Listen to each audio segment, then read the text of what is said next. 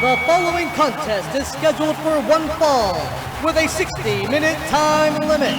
Making their way down the aisle, Carlos, Mark, Nick, and Remy, the Entrance Ramp Podcast. And hello, and welcome to another episode of the Entrance Ramp Podcast. I am your host, Nick Vega, alongside Mark Lindsay. Hello, everybody. Carlos Rodriguez. Hey. And unfortunately, we have no Remy this week, but Remy is always part of the family and always in our hearts. This has been a trying week because of COVID-19, and not only wrestling, but all of sports in general. So we're going to talk about Monday Night Raw briefly, along with Smackdown, NXT, and AEW, and then talk about the fallout of the coronavirus and how it impacts wrestling. So first things first, Monday Night Raw started off obviously in an empty arena and started off with Edge just laying it all out there for Randy Orton. And I thought it was a great promo. We talked about this off the air. Mark, you did not think it was that great of a promo. So you want to tell me why? I thought it ended strong. It ended very intense. It was an intense promo. So I didn't dislike it. I just think he was all over the place. And I think that if there was a live crowd, it would have been much better. I think the fact that it was an empty arena, he had to take pauses to get his points across. It was a little bit ADD for me. But overall, it was a great promo, especially with what's out there. Clearly, he got the ball and was told, go speak. Okay. Yeah. I think it was a little all over the place in the beginning, but he ended real strong. So I did like it. I didn't love it. Well, I'm liking a lot of these interviews. I think I don't know. I think I fall somewhere in between both of you, which is funny because that's where I'm at here. But I think I fall like a little bit in between both of you. Like I feel like the overall like storyline of it, like him meeting his dad and all that, and like saying like, oh, you've only been handed silver spoons and things like that. I thought it was a good bridge of a storyline just to recap all the years that they had together. Yeah, I thoroughly enjoyed the fact that it felt personal. It felt like I'm going to tell you a little peek behind the curtain of our real relationship. And, you know, I came from a single mom, and, you know, I can correlate with that, you know, concept. Single mother supports kid, and kid goes on to do great things, as opposed to somebody, you know, who has got a mother and father who are in the business and already, you know, have one foot in the door. I felt like, you know, he definitely was jealous. I think not only was it just basic jealousy, I think overall that Royal Rumble, Randy Orton got outsmarted. He doesn't like to be outsmarted. Mm-hmm. Yeah. Go ahead. No. I agree. Speaking of the Royal Rumble, that was what was played next. It was the whole Royal Rumble from this past year. Obviously, Brock Lesnar dominated the first half, and, you know, Drew McIntyre won. I guess that transcends into my next question. Wasn't it odd to not see Drew McIntyre on Raw? Yeah, he hasn't shown up for pretty much anything. I know the last time I saw him on any content was he was on his way. I think I was like some WWE thing that he was on his way back home just because of all the craziness that was happening last week. But that was like a weird YouTube update video. It wasn't anything like Raw. Mark, how do you feel about like the world title not being involved in Monday Night Raw at all? You think it's just because of the COVID-19? The world title wasn't involved with Raw anytime Brock Lesnar was champion before. So what's the difference now? Yeah. With that said, I think once Drew wins the title, and he better win the title, we should have more of a focus on the world title on Raw. Yeah. Who thinks? I mean, who knows how long this is all going to last? Like with these empty arena shows and what's going on. And I think I don't know if I sent you guys. I mean, there was rumors that they're going to just tape the next couple episodes ahead of time, including WrestleMania, like both nights of WrestleMania, just to. We can talk about that later on, but like they should just have everything banked up just in case. You never know what happens, especially with Drew like being, you know, not from here. I think I'm sure he lives in Florida, I'm assuming. I mean, I just found out Brock Lesnar lives in Canada. So. Oh, you didn't know that? Yeah, Brock. No. That's why it's funny every time he says something about Canadians, or Paul Heyman says something about Canadians, and Brock will give him a little look like, I live here, right? I got to deal with this, man. I got to go to the grocery store later. So, speaking of WrestleMania, that's all this show was pretty much built upon. There's really not much they can do because of the situation at hand. Obviously, Kevin Owens challenged Seth Rollins. We kind of figured that's the route that they were going to. Yeah. Undertaker and AJ Styles had their contract signing, which included AJ sending out the OC to just give him the contract. I love that. Undertaker didn't look like the Undertaker though. He definitely looked like Mark Calloway. And Yeah. I'm wondering, Mark Calloway. Yeah, I'm mean Mark Calloway. I'm wondering is that the route they're going to go? To get rid of the whole spectacle of the Undertaker, because without the crowd there to feed off his aura, it's kind of like silly. Just seeing it in an empty arena. If somebody's just watching and they're casual, they're just like, okay. So I guess having Mark Calloway, or I guess the American Badass, come back, that would be better for WrestleMania. What do you guys think, Mark? I like the idea of Mark Calloway wrestling at WrestleMania for many reasons. First of all, that's the one side of him we haven't seen yet. You mentioned the dead man, the biker, the American Badass, and then going back to the dead man. But I think let's kind of compare that with the Fiend and with Finn Balor, the Demon. Mark Calloway can lose at WrestleMania to AJ Styles and get his revenge as the Undertaker at SummerSlam. So that can kind of give AJ a rub at WrestleMania, giving him a victory over Mark Calloway. And then repeating history with Brock Lesnar from 2014 when Lesnar beat that undefeated streak and then lost at SummerSlam. Yeah. Yeah, that's true. I mean, I don't mind it. I mean, it'd be cool. Like, would it be like a weird going away present, you think, for Undertaker? You're like, hey, you finally hit everything. You don't think he's ever going to stop? Nah, not until his body completely ceases to function properly. I don't see it being. It's gonna be like the Mickey Rourke. It's a nice out though, like Mark said. It's a very nice out. It's interesting because like you said, you can get that rub. If he's Mark Calloway, I definitely see AJ Styles winning this match. But Undertaker as the Undertaker is different. I'm gonna go ahead and switch over to NXT. We'll talk about NXT real quick. Like I said, most of these shows were just recaps and build-ups for whatever was happening in Tampa. So I'll switch that over to Mark. Mark, take it over. More or less, AEW was a recap show, and it was a great show. If you watched it, if you took the time to watch it, you got a lot of backstory for the big matches that they're planning. We don't know when those matches are going to take place. We don't know if because obviously TakeOver has been canceled.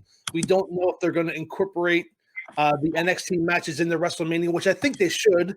But why not split them into got a multiple segment recap of Thomas Ciampa and Johnny Gargano. Now, us fans, we watch it every single week, so we know the story. Yeah, we know the past between these guys. But it was good for the people that may have been tuning in that needed an escape from the COVID-19, that maybe weren't watching NXT, that wanted kind of like to get into something, and to give them the backstory, I think made a lot of sense. And of course, they did the same thing with Velveteen Dream and Adam Cole, setting up that eventual world title match when that happens. But as far as that, NXT, I think it was fine for what it was. The 1 week recap, they taped it. If you guys had noticed, I think Carlos sent out a text that Gronk was going to host WrestleMania. And that came out at I think 6 or 7 o'clock, but they had already taped NXT, the beginning and the end with Triple H, and I think Tom Phillips. They pre-taped that. So they didn't make that announcement live, which I think would have been cool if they did. It would have kind of been like a bump to those who were watching NXT. But, this is a strange time that we're in right now. And I had no problem with the recap show, especially since you weren't really endangering any of the talent by putting them out there. You got any thoughts on this? week's episode, Carlos, or just bounce off? I think no. I think it works if you have not seen like NXT content, and like there's a lot of us that can't keep up with like week to week stuff. Pardon me. And like in the current landscape, I mean, if you're watching SmackDown and Raw and AEW, you're like, I can't watch NXT. This is the perfect episode for you, just to catch you up where the storylines are.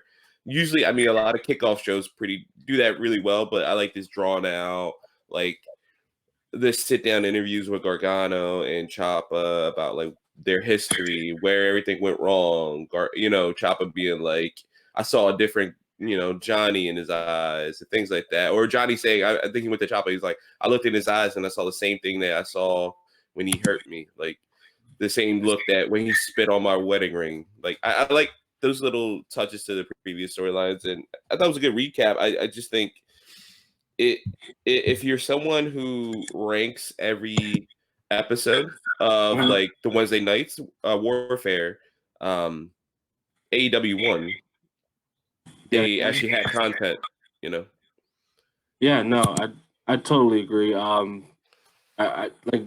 There's nothing much I can add to this because it's just a recap show, more than what you guys have said. So if there's nothing more that you guys want to talk about on NXT, we can just jump and go right over to AEW. So I guess this week is kind of odd because Remy's not here and he usually takes care of the AEW. So we'll all three talk about AEW's results. I'll start it off. Opening segment was Cody Rhodes standing in the middle of the ring, and he was giving an impassioned speech about what's going on, and he seamlessly transitioned that into the storyline, going forward with Blood and Guts, which, I just read recently that they're actually postponing Blood and Guts. Did you guys hear anything about that? Yeah, I think Tony Khan sent out a release saying that they can't really do the story that they wanted to do, which makes perfect sense. Let's build that up and have that happen hopefully in the fall. I'm okay with that. Yeah, that's fine. It's just that match specifically too, right. Not necessarily like he said. Dynamite's still going to continue on, but that match will take place down the line. Yeah, I think it's smart because you don't want a lot of people to see blood and sweat and everybody touching each other. You're kind of trying to preach social distancing, so it's better to have like one-on-one matches and not have multi-man matches. It's pretty straightforward. I thought Cody Rhodes gave a great speech, though. I think he's definitely the top babyface in maybe all of wrestling. Would you guys agree or disagree on that? Oh, absolutely. He's my favorite babyface right now, and he has a different dimension behind him. He's not just a babyface, but we all know he's an EVP. And he is towing that line perfectly between allowing the audience into some of the backstage stuff as well as still being an on-camera talent. I am a big fan of Cody Rhodes, and I think he's doing everything right. He is an early candidate for Wrestler of the Year, not because of his matches, but because he's the talent I'm most drawn to in AEW, which is saying something when you have the likes of Jon Moxley, Chris Benoit, Darby Allin, a lot of the other. Benoit. I know. I was like, wait, Chris Benoit. What's about pearls? I was like, oh no. Yeah. So I think Cody Rhodes has an opportunity to really take this character and be the ultimate babyface, which in turn means that he could also be the ultimate heel if he ever decides to pull the trigger. We all kind of know that this Cody Rhodes storyline is going to possibly end up with him being the AEW World Champion, and I hope that's the plan because he is the most over guy in AEW right now. Yeah, I feel I agree. I like that line that he's the ultimate babyface that could also turn to like the ultimate heel, and he's one of those people, and AEW is one of the companies that can do that storyline properly, not kind of push down the babyface. They could listen to the crowd. They can play up the crowd because, I mean, we had WWE with Seth Rollins trying to, shove him as a babyface down our throats, and it doesn't help that his online presence is a heel. basically. For the most part, when he actually opens his mouth, it's like, maybe you shouldn't say these things. And just, WWE is not the only show in town. That's fine. You can appreciate other wrestlers. And now we have what we have now, the Monday Night Messiah, which is good. It's fine. It's just, but when Vince finally listens, it was like, hey, no, you're being a bad guy. You should just be a bad guy on TV. Definitely. So let me switch over to Best Friends versus the Lucha Bros. It seems like to me, I'm going to ask this question: do you think the next title is not the TV title? Is actually a 3-man tag belt? Yeah, I wouldn't be surprised if it's a trios or whatever, the 6-man, whatever they want to call it. And I see it. I bet you they call it trios title just because they have like those connections with AAA, right? Yeah, they have. Yeah. I wouldn't be surprised if they do something like that. And they like AAA has that title down there, and now you have New Japan has it as well. ROH has that title. Why not? I mean, they have a couple trios. That's fine. They have Death Triangle, Jurassic Express, Best Friends with Orange Cassidy. That'd be great. You got the Inner Circle. I mean, they have a lot of groups. That's what I'm asking, Marcus, because of the fact that they have so many groups, and it just seems like everybody's aligning themselves with everybody. I mean, just this week, think about it. The Exalted One, Brody Lee, is here. And now that makes them a trio with Stu Grayson and Evil Uno, and they can run rough that. I'm going to take an approach to this, and I'm going to also say that you have a lot of tag teams that are floating out there that aren't top contenders. That they can get a random guy like a Kip Sabian or who's the guy, Ty Dillinger, Sean Spears. Guys. And join an established tag team and become a trio. So they don't necessarily have to be a group or a faction, but they can just a tag team that's reaching out to an individual talent and saying, hey, let's go win these titles. So I'm all about it. I mean, I think a TV title would be better, but you're kind of selling me on this trios idea. And I think that would be a great addition. Yeah.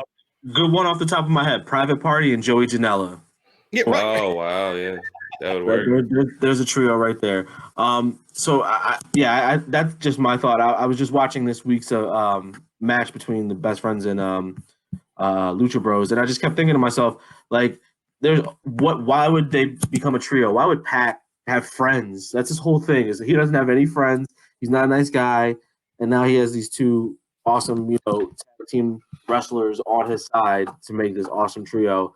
I feel like that's the way they're going, is having a trios belt, because then that gets more people over. You could just have that on your record. You don't have to be champions. You could be trios champions. So let's switch it over. The Butcher and the Blade versus Jurassic Express. Really not much to talk about. It seemed like a color by numbers match. Do you gentlemen have anything you want to add from that? No, I just like seeing like Luchasaurus in the ring, man. His moveset is ridiculous. Like the way that dude moves and the size that he is, he moves like he's almost like Jungle Boy in the body of Diesel. Just more than 5 moves, though. The only thing I really wanted to add is that there is some, I love the fact that they're still kind of having that relationship between Butcher and the Blade and MJF. I'm not saying that they would be trios tag team champions, but there's a that the Butcher and the Blade are hired hitmen for MJF. And when MJF and Sean Spears were betting on the matches, which I thought was a great addition. That was so funny. It was. And I think that, they also the camera caught MJF with a very upset look on his face when Butcher and the Blade lost that match.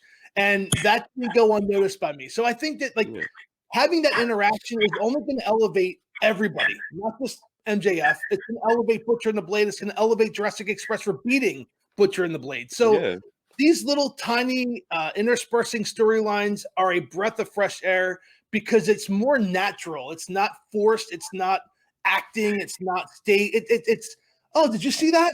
Oh yeah, that was pretty cool. I wonder if they're going to bring that up in a couple. It's just, I caught that, and I just wanted to add that on with that match. Yeah, I love the idea. Yeah, I guess we haven't talked about it, but like a lot of the guys in the back just kind of circling the ring as the audience members. What are your thoughts about that? I mean, I thought it was great in the sense of it gave the show some life. You needed something different. Like WWE probably would never do something like that. They just say, "Hey, Triple H, you're super entertaining. Go pick on Michael Cole for 2 hours." And I'm sure nobody, really yeah, minds that because it's hilarious. But at the same point in time, AEW, definitely feels like a family run promotion, even though obviously it's backed by a billionaire. The way Cody and the Elite have pretty much integrated everybody in, it's like we're all friends here, and we're all worried about what's going on out there, but we're also trying to have fun and entertain people along with doing our job. yeah, So I thought it was very interesting and smart on their part to just separate themselves, even by like just a small millimeter from WWE. The more they distance themselves, the better they'll be along the way. They can't keep comparing each other or trying to start a war. I'm glad they got rid of all the stuff with Cody smashing the throne and all that. That's all dead. They're just focused on their own product, and I thoroughly enjoyed it. yeah, yeah. I liked. I mean, we got some interesting storylines from it too. With we'll talk about the four women like the tag match that was going. Was it a tag match? I actually forget. No, I don't know. It was No, a it was just four-way. fatal four-way. Yeah, but afterwards, I mean, we had like Cole Cabana and Kip Sabian kind of talking crap to each You might as well other. jump right into that. Yeah, let's go. Yeah, Just jump right into that. I mean, if you want to talk about that fatal four-way match, because that's yeah, the point about like the heels were on one side and the faces were on the other. It wasn't like yeah. it was cool with everybody. There was still kayfabe flying around. So I guess Sheeta seems like the next viable challenger for Nia Rose. Do you think she's just another bump in the road, or you think she actually has a shot to win? Mark. well, Hikaru Ashida. Let me just tell you, that's an off-air joke. Let me just tell you guys that I have been pleasantly surprised with the growth of the women's division as a whole in AEW. I am a big fan of Chris Statlander, and this past week, I walked out of that, or I didn't walk out. I sat on my couch, but walking out of that match, I became a huge fan of Penelope Ford. Yeah. And what they're doing is they're building up that women's division to be that anybody at any time can win that title. And in this case, it was Ishida, which I think she deserves a shot. And Riho came back. I mean, I think Riho has travel issues, right? So she can only wrestle every so often. But I just thought the match itself was great, and Penelope Ford really, really impressed me. Yeah, it was like a show. It was a showcase for her, 100%. That Poison Rana that she does is Yeah, absolutely she amazing, has one of man. the best Hurricane Ranas in the biz. Yeah, absolutely, man. And then having, yeah, it looks. I would think Sheeta is kind of like the handpick to continue the storyline in the foreseeable future. I know, like, it looked like it was going to be Big Swole is going to slowly go through Britt Baker, but Swole has autoimmune issues, so I think travel is a no go for her right now.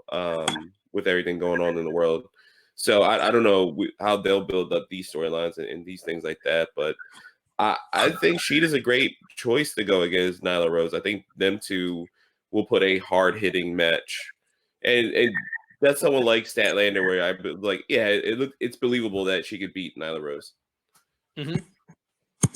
So that brings us to our main event, the Elite versus the Inner Circle. It's kind of null.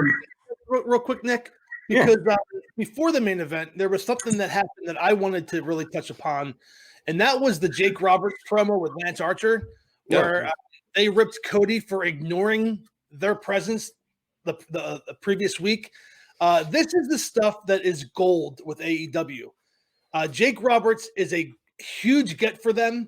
He's great on the mic, and it looks like he is in great health. He's staying clean.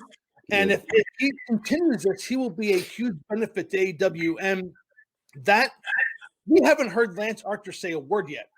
It has all been Jake Roberts and his client. And, there's a lot of people that would say, oh, they're kind of wasting Lance Archer. He hasn't done anything. Listen, they're building up to that. And that's a slow build, and you don't need Lance Archer to say anything because Jake Roberts is doing a phenomenal job. And I just want to touch on that real quick before we head into the main event.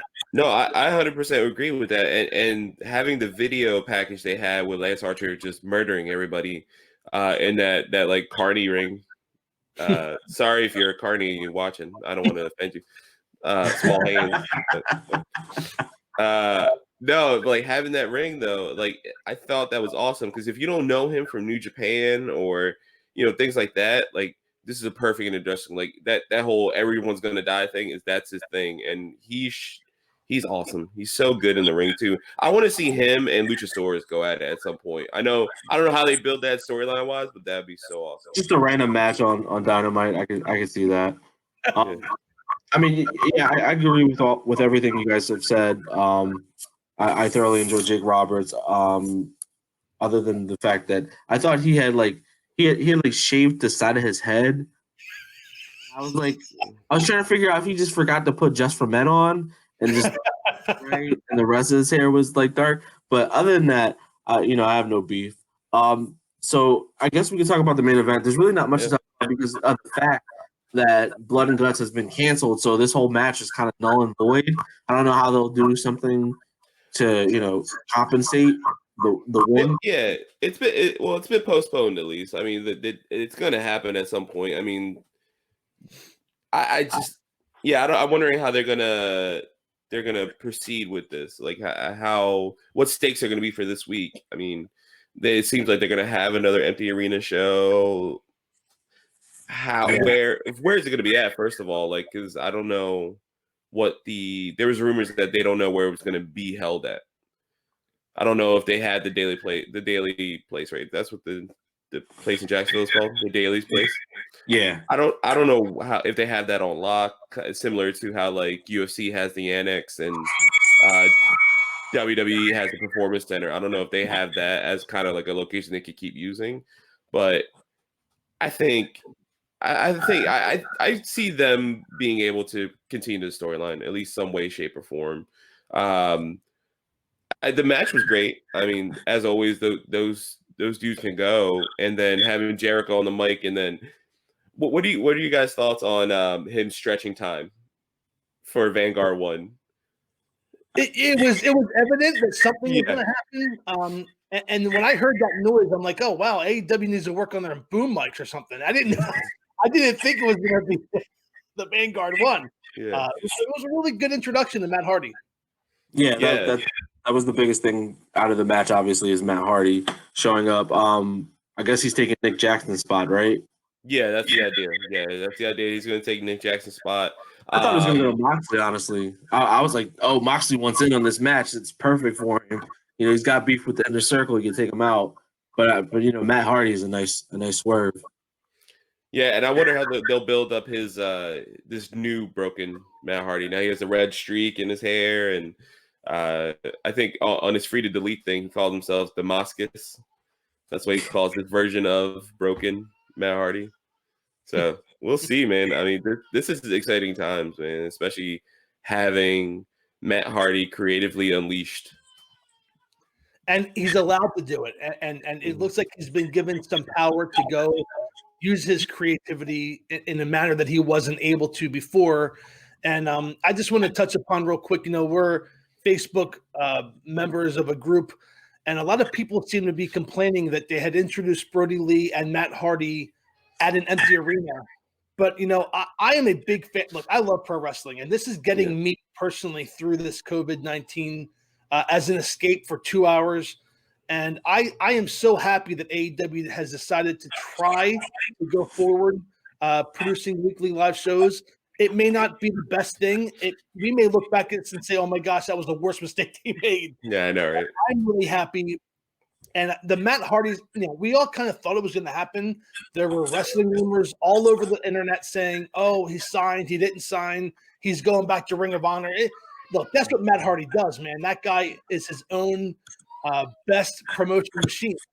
But it was an exciting ending to a show, and about as exciting as you can imagine with zero audience. You heard the piano playing for his theme song, crystal clear.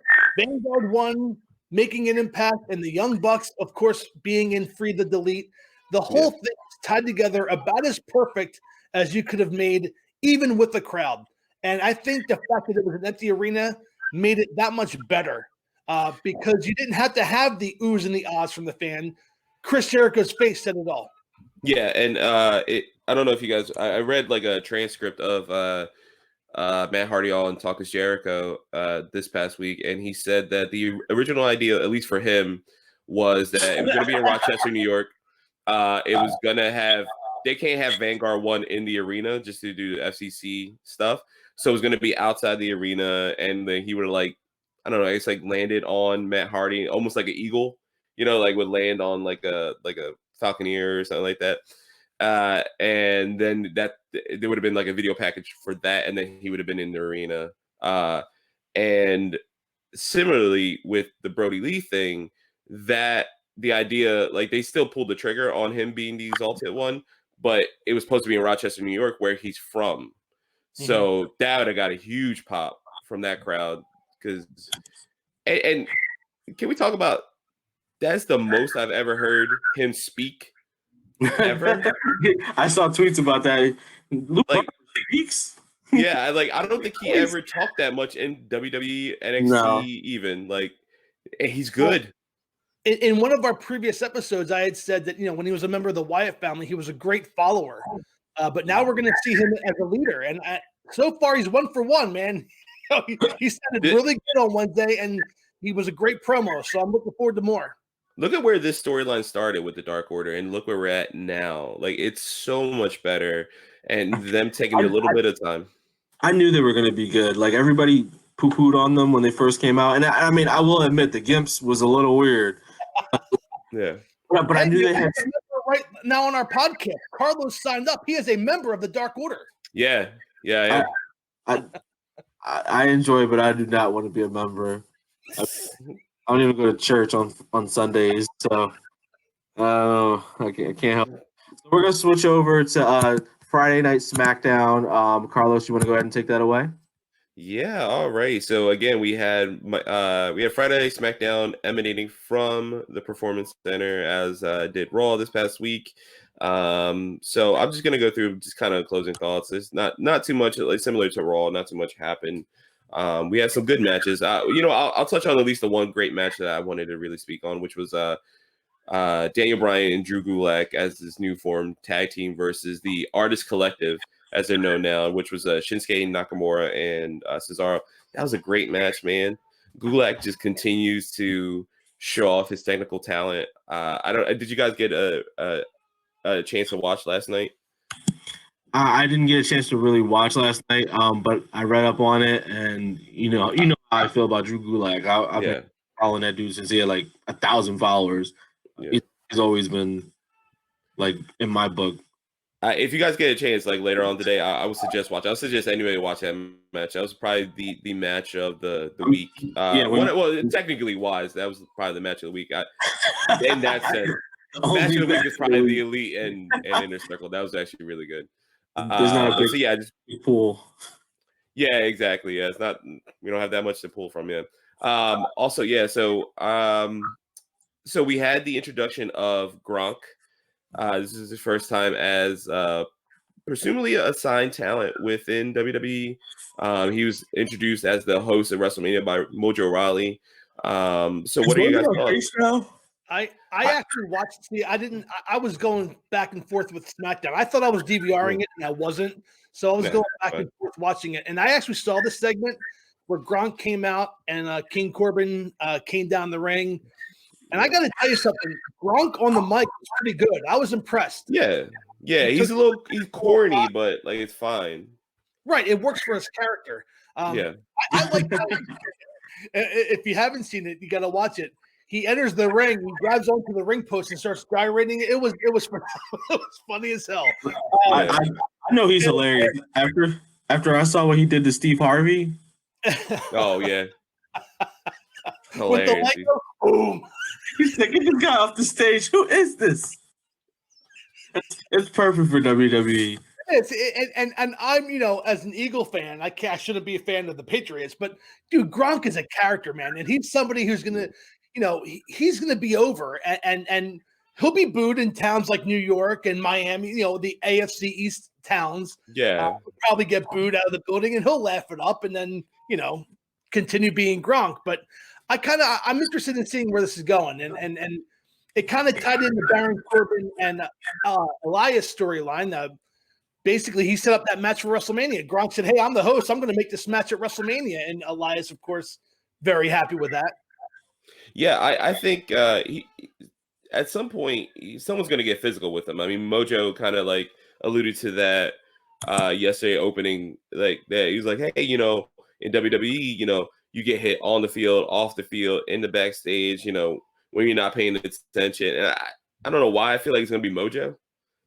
Like I feel like they're gonna build some storyline where Mojo's like angry that he's getting all the hype or whatever. I don't know. That makes sense. It's a typical WWE story. But I just wonder what do you guys think of him in the physical capacity? I mentioned that last week. I think I asked that again. But now that we see him in the ring, you think he'll get physical? You think he is doing anything at the Performance Center? I mean, not. It's kind of locked down right now. I guess not. I have 2 words for you: Mongo McMichael. Yeah, I guarantee you, if anybody could pull this off, it's Gronk. Kevin Green, we saw back in WCW. Mongo McMichael, Reggie White wrestled a match. Lawrence Taylor. Right. So I have no issue with Gronk as long as he's properly trained. He mentioned FCW. He mentioned the Performance Center. So if he's being trained, and he's going to do it as a side gig. I have no issue. I know that.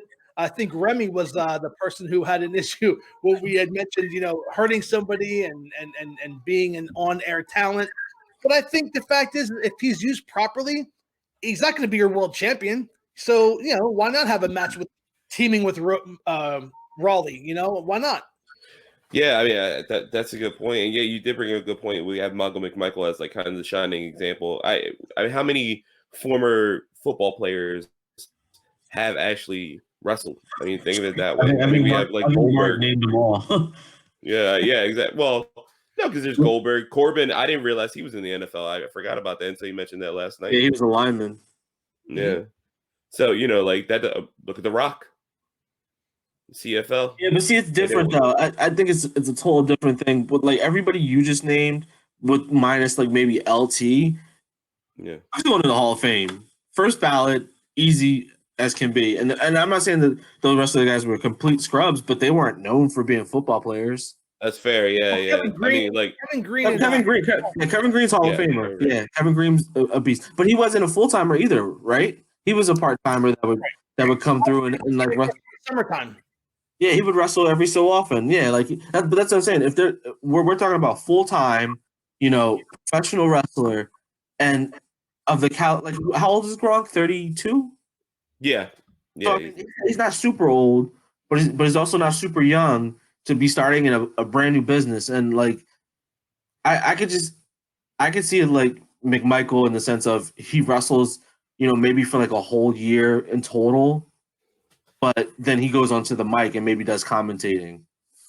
Yeah, it could work that way. Yeah, I mean, I think that's kind of a barometer for this, with his trajectory that he had in WCW. So I mean that's good. So we're gonna move on to topic 2 right here. It was announced that via Paige and Fox allowed her to do this. She said that Bayley is going to be defending her SmackDown Women's title in a 6-pack elimination match. So it would be Bayley versus Naomi, Lacey Evans, Tamina, Dana Brooke, and Sasha Banks. Why do we think Sasha Banks is winning? I don't. No, I think this might be Naomi again. No, I think if Naomi doesn't win, I think Naomi was supposed to win when it was in Tampa Bay in a huge arena, just so you can see everyone do the feel the glow thing.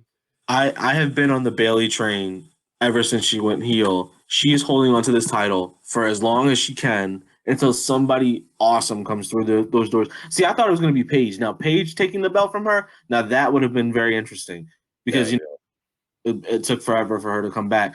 But I see Bayley holding on to this title until someone comes and takes it from her, and I don't know who that person is right now. Yeah, and Mark, what do you think about the competitors? I mean, do you think this is basically the SmackDown's women's locker room? But I mean, we don't have an Alexa or a Tamina has a shot. Tamina. Yeah, I know. Anybody but Dana, first and foremost. Secondly, why? Dana Brooke, really?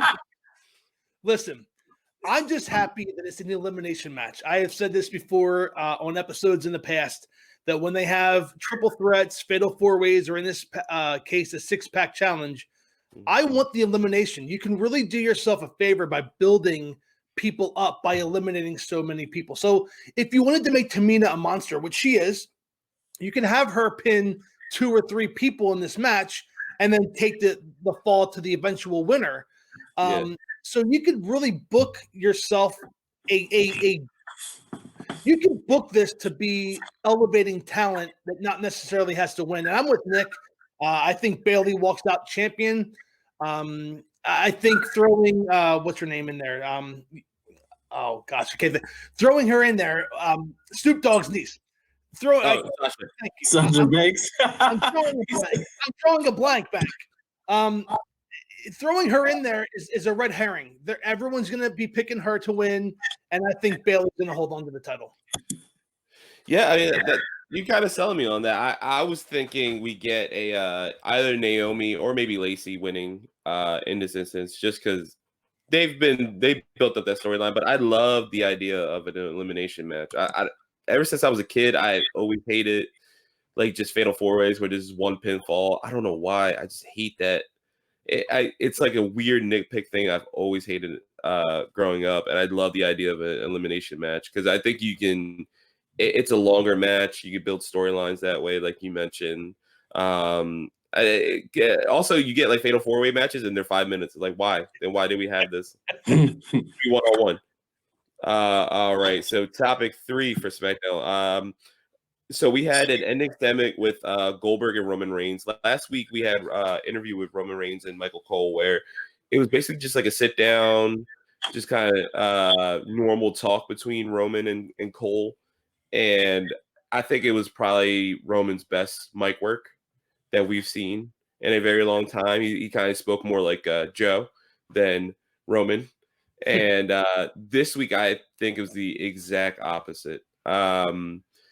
Thank God it was short, also because we don't have any like no crowds. But it's like having Roman's segment last week and having this week's segment is like just keep Roman from last week because that is a Roman I can get behind. Just normal talking, no like playing up to the crowd. The line that I wrote down, it was like he called Goldberg little bitch bulldog. That's in his he calls Goldberg a little bitch bulldog in his yard who has his title he never earned. I was like, that's a strong segment, but he's inflecting the way that Roman would to a live crowd, not the way Roman did last week, just kind of normally talking like, hey, look, he's a part-timer. I'm a full-timer. I do this day in, day out. Like, people don't like me, but guess what? I'm still here for you. He's not. That was a way better promo to build this up. And then having Goldberg, they mentioned the headbutt that, gave him the concussion and Roman's tweet about it like a month ago. We're like, oh, why do you use the pad to punch the entrance ramp? He was like, because I'm not going to give myself a concussion by headbutting a door. Hilarious. Don't get me wrong. Goldberg ends this last night's segment by like, this headbutt's going to take you out. I was like, that's stupid. That was the dumbest thing ever. I was night and day. Like you said, the promo, it was just night and day. I did not enjoy that at all. I don't enjoy the program at all. Like I can't like, oh, icon versus icon. I'm like, what? Where are you people getting this information from? Like, yeah, and the only thing I did like, I like Roman mentioned that he's like all these stars, all these legends contact him or like try to go after him, and he takes them out. Undertaker, Cena, like he said he's taking all these people out, but then he never goes after them. They go after him, and then that's why he's going to be the same with Goldberg. But it's like just the inflection of his voice. It was like that normal top dog. Here comes the big dog, Roman Reigns. Oh like, my God. I don't like that. I don't know why. After having last week and just a normal talk is like, just do that, and you could be the kind of I'm the big dog every once in a while. It's like I don't know. Something about it just rubbed me wrong last night, and I was just like, are we really ending on this? Like, thank God there's no crowd. The crowd would be booing. Also, we're gonna have a that they're not gonna boo unless we all record and send it. Yeah, let's do that. We'll live stream these matches because we're all right. Yeah, and then I guess just for my final thing, it'll kind of blend into our overall topic for perfect timing. Actually, just it works for this now. So every empty arena show that we have, at least with WWE, where there's actually in-ring action, like not NXT and Raw, SmackDown, things like that, we've had recaps of big matches. I guess it is to fill time, no matter what. It is just a block of time just to fill. But it seems like they're building with previous storylines. So like this week we had the WrestleMania, the replay of the WrestleMania 30 match between Bray Wyatt and John Cena, where Bray says at the end of this match, basically, this is where the Fiend was created because of my loss to Cena 6 years ago. What are your thoughts going forward? Like, can these big matches during these live event shows or these empty arena shows help sustain for the next 2 weeks? We have 2 more weeks of this to build up towards the 2-night WrestleMania. Yeah. Like, what are your thoughts? Like, you think this is going to be good? I mean, I think it is what it is. They can't control what goes on in the world and what is dictated, by the government, or the venues that they're trying to be at. So as long as they're bringing weekly content in terms of, just having live action, I'm okay with some of the replays. I mean, I watched most of the Royal Rumble because I was so bored, and it was a match, so I couldn't be mad at it, and it made me think. How Drew McIntyre, like, when he knocked him over, he stared at him for a full 2 minutes. Even after he eliminated Ricochet and tossed him halfway through the crowd, he stared at Brock Lesnar for 2 full minutes, just thinking, I'm going to kick your ass, and I'm going to take that belt from you, and there's nothing you can do to stop it. So it made me more intrigued in their match. But, yeah, overall, I think it'll be good. Yeah, Mark, what are your thoughts? My thoughts are I don't know. I just praised AEW for having live shows. This past week's episode of Dynamite was about as regular an episode as you're going to see, and I praise them for that. So I can't rip WWE when they're having a couple matches with building of a storyline by showing a previously recorded match. I can't rip them for that, but I want to rip them for that because no, I don't like it. I'm not a fan of it. If I wanted to watch the Royal Rumble match, I would have pulled up the network and watched the Royal Rumble. I think there are ways that they could have built that. They could have had sit-down interviews. Take advantage of the audience not being there. Have these guys talk on their promos, and they're not going to get booed. They're not going to stumble.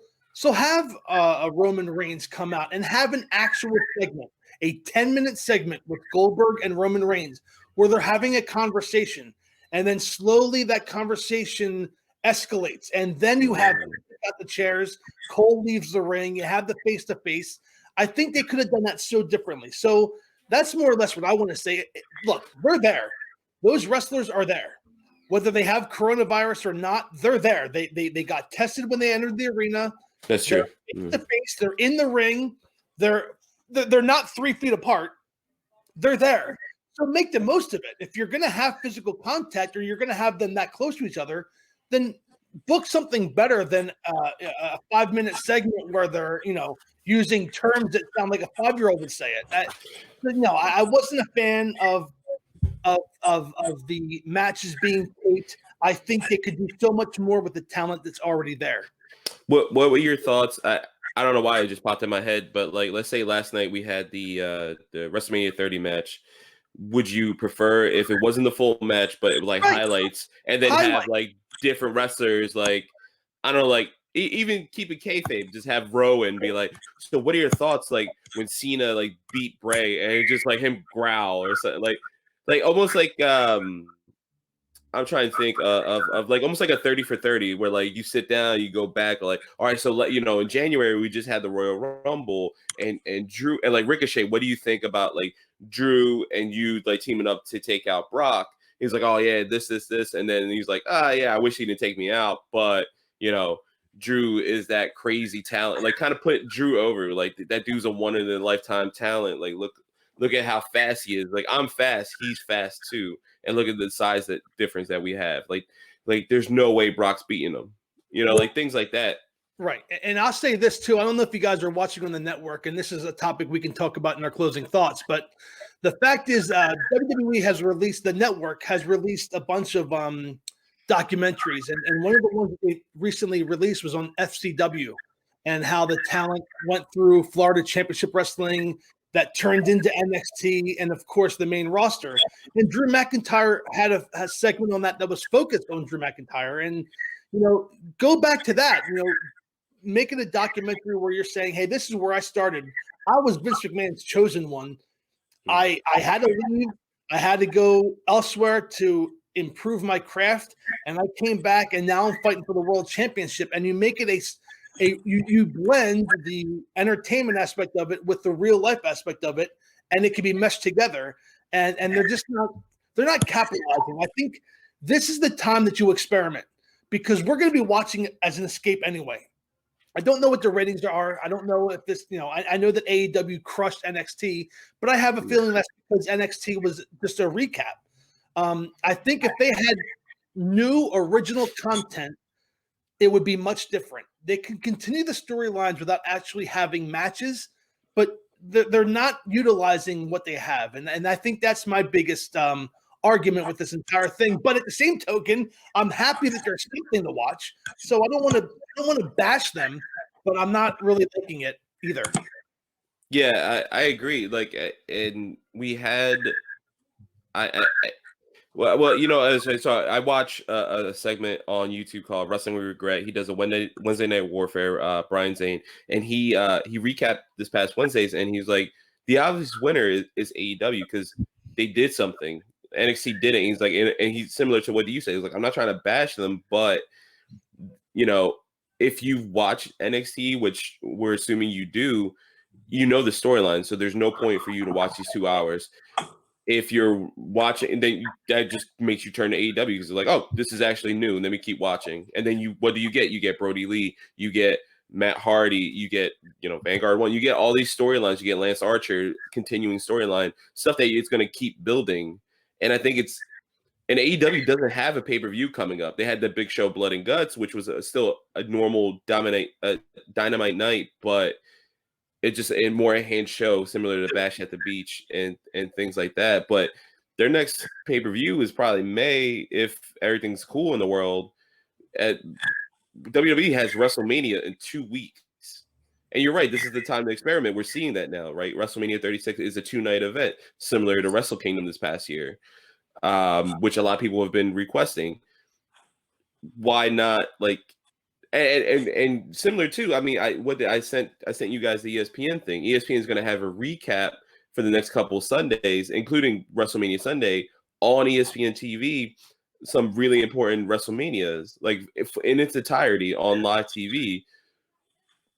You know, where do we go? Like, is that a test bed for the ESPN Plus possible deal that we talked about before, or possibly? I could see it being part of their deal, where they show, you know, on a Sunday at noon when there's nothing else on a you know, summer night, they could be like, all right, we're just gonna put WrestleMania 7 on, or 12 or whatever, and that works hand in hand with what ESPN needs and wants, especially during right now. Like they're just putting up their 30 for 30 content, so they're going to eventually run out, and then when they do, that's probably when WWE will take over. Because, I mean, in total, what is that, like 50, 60 hours of WrestleMania altogether? Yeah, if you do just WrestleMania itself, yeah, and this Sunday is 30 on this Sunday night on ESPN. It's going to be WrestleMania 30, and then I forget which one. Yeah, exactly. And then the next two, I forget which they're going to be, but Mark's right. Like, this is a time to test everything, and you have these segments. Show that FCW documentary, or at least partial, and the whole time in the lower third, just have, watch entirely on WWE Network, first month free, constantly keep showing like, hey, this is free from the first month or 2 months, like extended now with the coronavirus going around, and then do something similar to that, but constantly keep like having those numbers keep going to WWE Network. Yeah, I think that people are just learning as we go along too. So I'm sure WWE will think of things, to keep up live content along with AEW. Because I was just reading about AEW's viewership. It went up 22% this week as opposed to NXT. So that means at least 10 to 15% of that was watching NXT and was like, you guys said, what is this? I don't want to watch this. I'm gonna watch it. So it almost did 1 million. It did like 955,000. Mm-hmm. I'm surprised. I thought it would be higher just because everybody's inside. But then again, it hasn't really taken full effect yet. I know some people have stayed indoors. I got news for you. I don't know if you guys saw this or not, but Fox News and CNN, their ratings are higher than ever. So I think even though we are watching AEW and or NXT and or Raw and or SmackDown, there is still a large portion of America that is watching Fox News or CNN or MSNBC, and those shows are getting their highest ratings as well. So, that makes sense. Yeah, it does, because this is more serious than wrestling, of course. And I just figured they would like a small period of time. There'd be some people that would tune out, but I'm not surprised at that either. But I am happy that AEW ratings, they did rise. They did, like Carlos said, they were near 1 million. I think they went up like 300,000 viewers from last week. I could be wrong on that, but they went up. They improved greatly from last week's show. And I think from wrestling fans, we are going to watch whatever show is putting out the better content because we need our escape. We don't have football. Baseball's postponed. Hockey, the Flyers finally get good and the hockey season's done. Maybe the Sixers got saved by the basketball season being canceled. I'm just saying we need an outlet, and wrestling is that outlet. Yeah, I think every company right now is doing as much as they can to help facilitate people's mindset. I mean, like, they're trying to help people's mental state in this trying time. And WWE is doing a good job. At least they have, again, there's in-ring work, things like that. WrestleMania is still going on, even though it's in an empty arena. I'll be watching. It's right. Like I'll watch. Obviously, I've never missed a WrestleMania, I think, in my life. As far as I can remember, I've watched everyone religiously. So, I mean, we have a 2-night event. I'll watch. That's not an issue. And it helps, like having these entertainment options. I mean, everyone's suffering too, in the sense too, right? Like businesses are suffering, wrestlers are suffering. We have independent wrestlers who are struggling right now.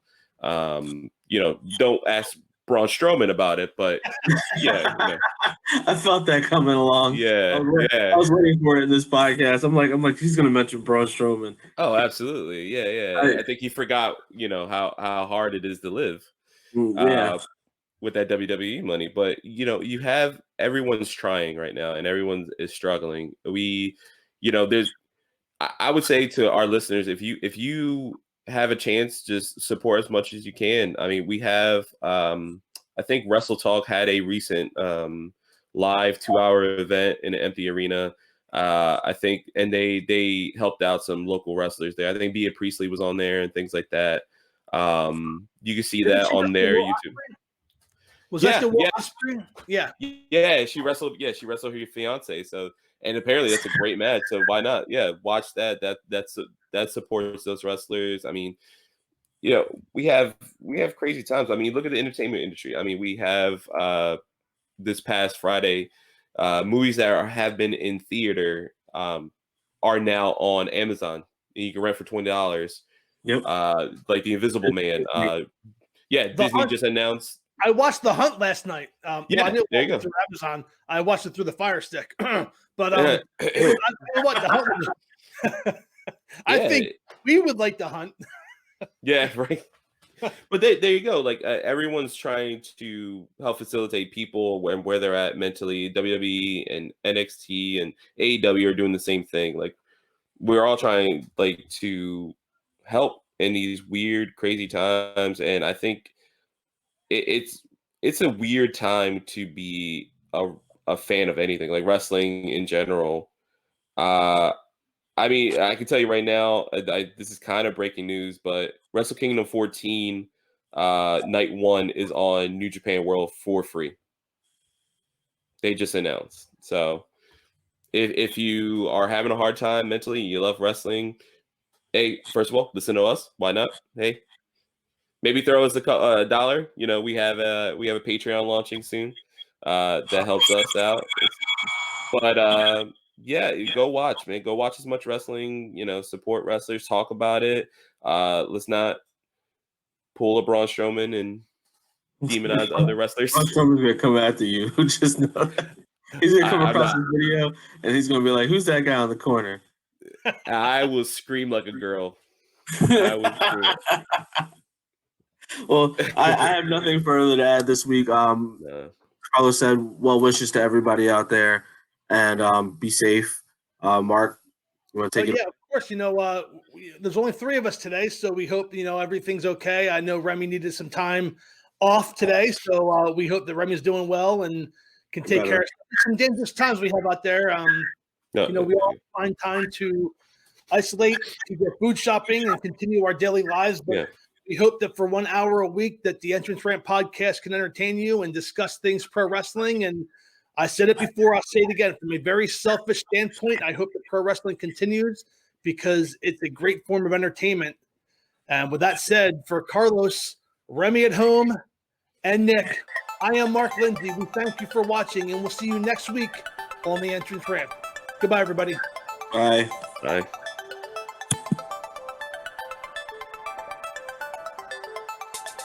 Thank you for listening to the Entrance Ramp Podcast. Please like us on Facebook at the Entrance Ramp Podcast. Follow us on Twitter at the Entrance Ramp Pod, and subscribe to us on YouTube by searching for the Entrance Ramp Podcast. We'll see you next time.